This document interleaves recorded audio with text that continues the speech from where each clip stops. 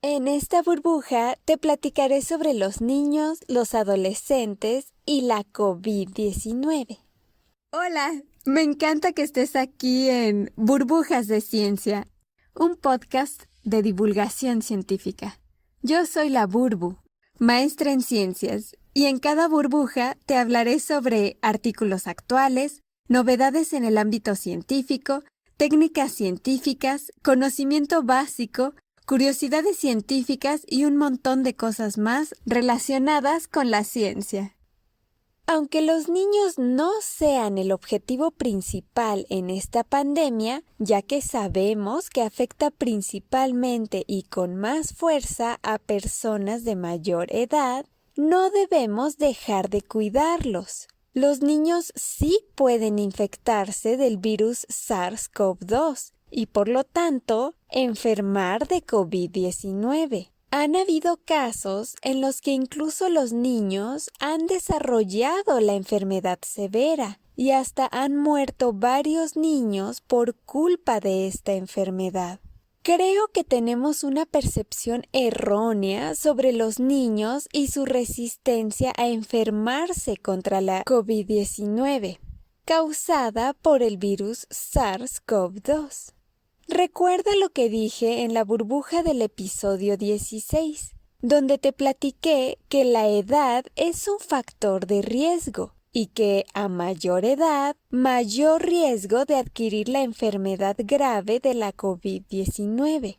Aunque no son tantos los casos de niños enfermos por COVID-19 comparados con los adultos, los niños sí pueden infectarse con el virus SARS-CoV-2 causante de la COVID-19, enfermarse de la COVID-19 y esparcir el virus e infectar a otros niños y adultos de COVID-19.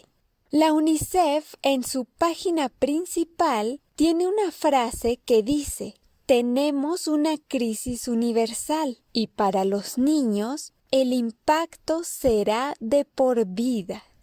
La UNICEF dice que, a pesar de que los niños no son el objetivo principal de la pandemia, son uno de los grupos más vulnerables debido a que su vida ha sido cambiada en maneras muy profundas. Todos los niños de todas las edades y en todos los países están siendo afectados, en particular por los impactos socioeconómicos y en algunos casos por las medidas de migración que puede que inadvertidamente les han hecho mayor daño que bien. Además, los efectos dañinos de esta pandemia no están siendo distribuidos equitativamente. Se espera que sean más en niños de los países más pobres, de los barrios más pobres y de aquellos que ya se encontraban en desventaja o en situaciones vulnerables. Los niños que tienen afecciones o condiciones médicas subyacentes tienen mayor riesgo de adquirir la enfermedad severa comparados con niños que no tienen enfermedades médicas subyacentes. La evidencia actual sugiere que los niños con condiciones médicas complejas, con afecciones genéticas, neurológicas o metabólicas, o con enfermedades cardíacas congénitas, pueden tener mayor riesgo de enfermarse de manera severa de COVID-19. De modo similar a los adultos, los niños con obesidad, diabetes, asma o enfermedad pulmonar crónica, enfermedad de células falciformes o inmunodepresión también pueden tener mayor riesgo de enfermarse gravemente a causa de la COVID-19. La UNICEF trabaja junto con algunas agencias como la del Grupo de Estimación de Mortalidad Infantil para evaluar el impacto actual que tiene la COVID-19 en la mortalidad de niños y adolescentes. La UNICEF y colaboradores monitorean y reportan constantemente el impacto de la pandemia en los niños. Y esto se va viendo actualizado a medida que más datos e información tienen disponible. Según la página de UNICEF y basándose en los datos del Instituto Max Planck de Investigación Demográfica, reportaron en mayo del 2021 que más de 8.700 muertes por COVID-19 ocurrieron en niños y adolescentes de menos de 20 años, representando un 0.3% del total de muertes por la COVID-19. De estas más de 8.700 muertes en niños y adolescentes de menos de 20 años, 60% ocurrió en niños de 10 a 19 años y el 40% en niños de 0 a 9 años. Además, hay que tomar en cuenta que muchas veces las cifras reportadas son mucho menores a lo que realmente está ocurriendo. Aunque la evidencia disponible indica que el impacto directo de COVID-19 en la mortalidad de niños y adolescentes es limitada, recordemos que no contamos con tantos datos actualizados. Además de que los efectos de daños indirectos son sustanciales y están generalizados por todo el mundo. Los sistemas de salud debilitados, la disminución o pérdida en los ingresos familiares y los tropezones que han tenido las intervenciones de asistencia preventiva para otras enfermedades hacen que se generen más efectos dañinos en los niños y adolescentes.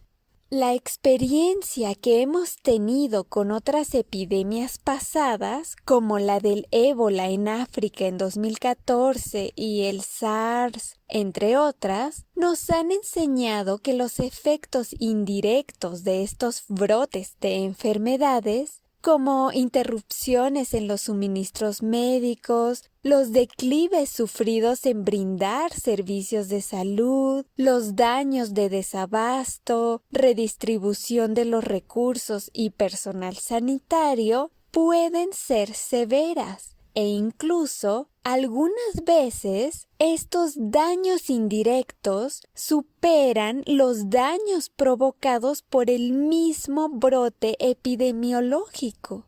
Muchos de estos efectos indirectos que aumentan las tasas de mortalidad puede parecer que no están después de que la pandemia se calma o retrocede, pero se extiende por un periodo de tiempo largo, aún después de la pandemia.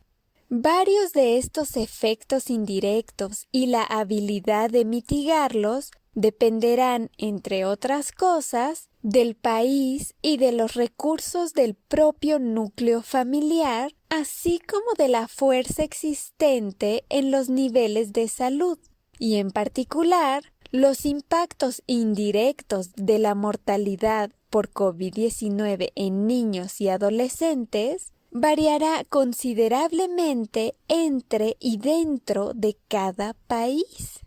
Aumentar la sobrevivencia de niños depende de una continua provisión de servicios esenciales de salud tanto a las mujeres como a los niños alrededor del mundo.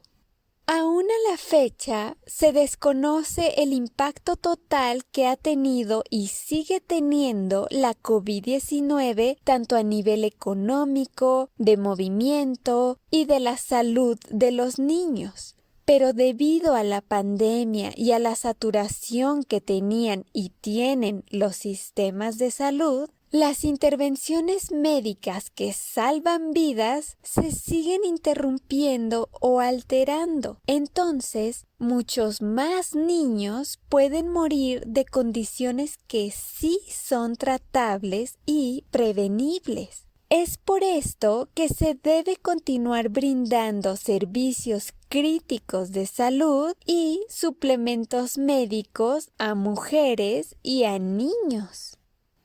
Ahora pasamos a las conclusiones. Los niños sí pueden infectarse con el virus causante de la COVID-19, pueden enfermarse de la COVID-19 y pueden esparcir la enfermedad infectando a otros niños y a adultos.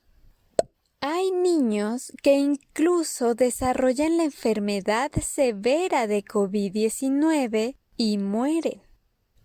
La UNICEF dice: tenemos una crisis universal y para los niños el impacto será de por vida, pues la vida de los niños ha sido cambiada en maneras muy profundas.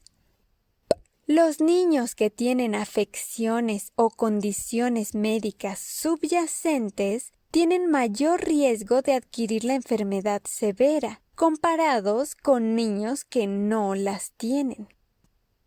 Según la página de UNICEF y basándose en los datos del Instituto Max Planck de Investigación Demográfica, reportaron en mayo del 2021 un poco más de 8.700 muertes por COVID-19 en niños y adolescentes a nivel global.